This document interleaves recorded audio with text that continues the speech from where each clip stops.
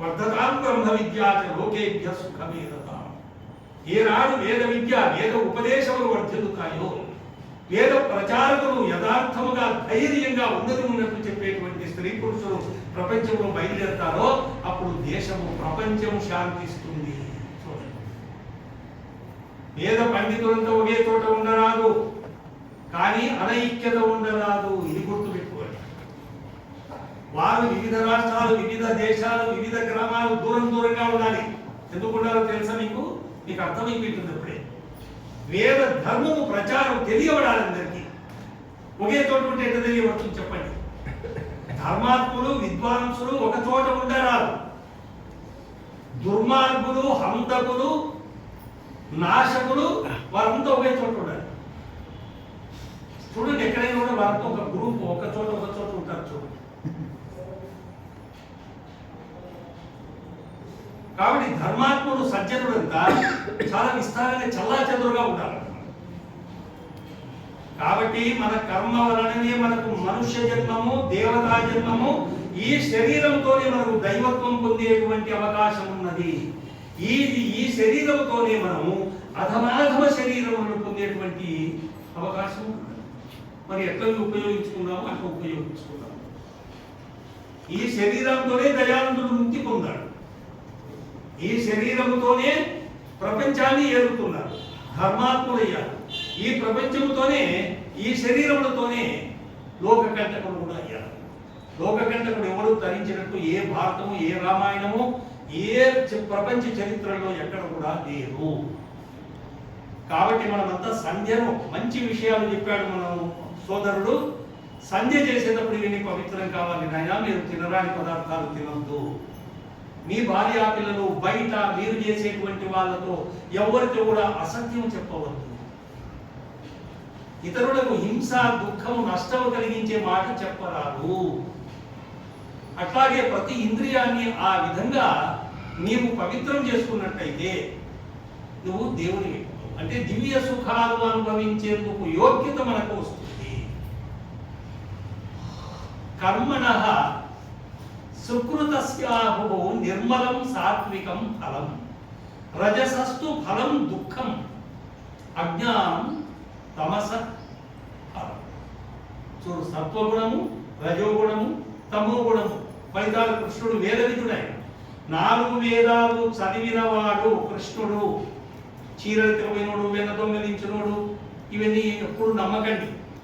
ఎవరిలోనైనా భాగవతాలు ఉంటాయి, పెట్టుకోవద్దండి. ఈ భాగవత సత్యార్థ ప్రకాశం పెట్టుకోండి, మంచిది కాదు. సాత్వికమైనటువంటి కర్మకు సుకృతం అంటే పుణ్యమైనటువంటి కర్మ చేస్తాడు. దానికి ఫలం ఏమిటి?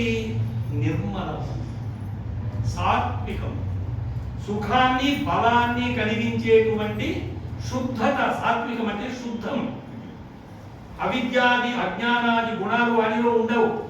పుణ్యకర్మం చేసేవాడు పాపమిళ్ళు సంపాదిస్తాడంటే అశుద్ధత వస్తుంది రాదు. అట్లాగే రజసస్తు ఫలం దుఃఖం. నీవు రాజసికమైనటువంటి కర్మలలో పాపకర్మలు చేశావనుకోండి, దాని ఫలం ఏమిటి? దుఃఖం. ఎక్కువ రజోగుణం ఉండేటువంటి వాళ్ళతో దుఃఖాన్ని అనుభవిస్తాము. మరి అజ్ఞానం దేని వలన కలుగుతుంది? సాత్వికం వలన కలగదు, రాజసికం వలన కూడా కలగదు. అజ్ఞానం తమో గుణం వలన మనకు అజ్ఞానం కలుగుతుంది. మరి ఈ గుణాలు అవసరం లేదా? కావాలి. మనం రాత్రి బాగా ఛార్జ్ పెట్టుకోవాలి. మన బుద్ధికి, శరీరానికి అంటే బాగా నిద్రపోవాలి. దానికి తమో గుణం అవసరం. కాబట్టి ఆ గుణాన్ని అప్పుడు ఉపయోగించుకోవాలి.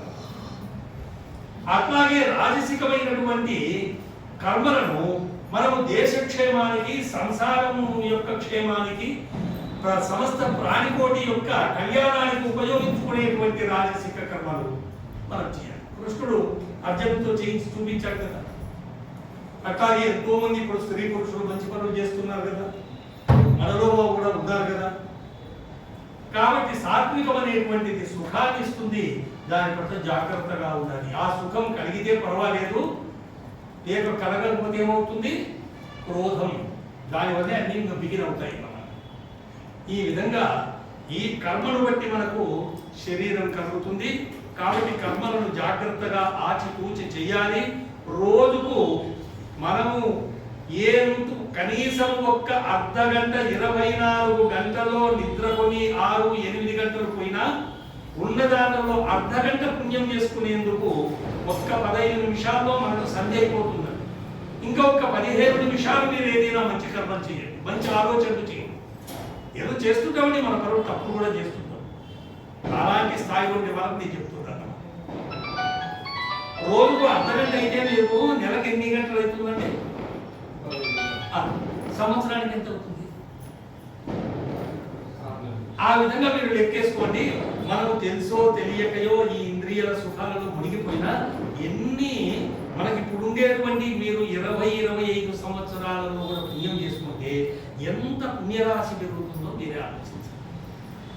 దానివల్ల మనుష్య జన్మ గ్యారెంటీ. ఇప్పుడు మీకు కీర్తి సుఖం గ్యారెంటీ. ఎల్ఐసీల గ్యారెంటీ చెప్పలేక ఇది గ్యారెంటీ. పరమేశ్వరుని యొక్క వ్యవస్థలో అన్ని నిశ్చయంగా ఉంటాయి. పాపం కానీ అవి తప్పవు. కర్మణోహ్యపి బోద్ధవ్యం చ వికర్మణశ్చ బోద్ధవ్యం కర్మణా గహనా కర్మణో గతి. ఒకటి కర్మణోహ్యపి బోద్ధవ్యం వికర్మణః బోద్ధవ్యం చ వికర్మణః అకర్మణశ్చ బోద్ధవ్యం గహనా కర్మణో గతి. 3 కర్మలు: కర్మ, వికర్మ, అకర్మ. కర్మ అంటే ఏమిటి? ఇంతవరకు చెప్పినాను. యక్రియతే తత్కర్మ. ఏది చేయదగినదో, ఏది వేద శాస్త్రాల్లో చెప్పబడిందో, ఏది విద్వాంసుల చేత మీకు ఉపదేశింపబడుతున్నదో, అది ఏదైతే అందరికీ సుఖాన్ని ఇస్తుందో, ఏ ప్రాణికి నష్టాన్ని కలిగించదో అది కర్మ. అది సంధ్య, యజ్ఞము, పంచమహాయజ్ఞాలు, స్వాధ్యాయము, తపస్సు, ఈ విధంగా. అకర్మ అంటే ఏమిటి? కర్మ చేయకుండా, మంచి చేసేదా చెడు చేసేది. వికర్మ అంటే ఏమిటి? కర్మకు విరుద్ధం, దుష్ట కర్మ చేయండి. చూడండి,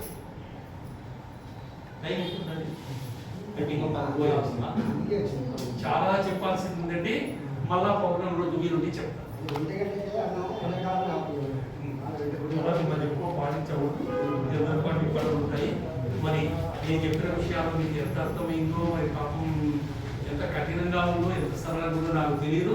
ఏదైనా మీకు అనుమానాలు ఉంటే అడగండి. ఇది అయిపోయిన తర్వాత అట్లాగే ఫోన్లలో కూడా నా కరవాణి నంబర్ తీసుకొని అడగండి, నేను మాట్లాడతాను.